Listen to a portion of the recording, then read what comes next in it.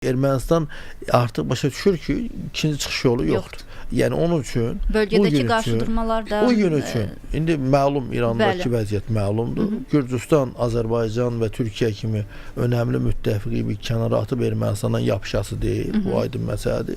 Ona görə burada bunun seçimi bir dənə qalır ki, şərq-qərb istiqamətində rahat hərəkət etməyin tək yolu nədir?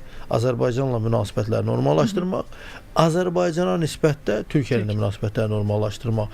Bugünkü səfər ki vardı, bu artıq Paşinyanın Türkiyə səfəri oldu. Düzdür, bu tarixdə ilk dəfə Ermənistan baş naziri ora səfər edir. Deyə bilərsiniz ki, 2008-ci ildə Ser Sarkisyan da getmişdi. O sadəcə bir futbol yarışına baxmaq üçün bir Sürix protokolları üzərindən bir atlan addım idi. O da nəticə vermədi. Təbii ki, yarımçıq qaldı.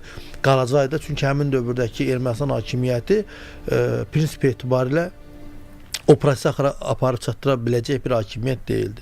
İndi Paşinyan reallığı anlayır.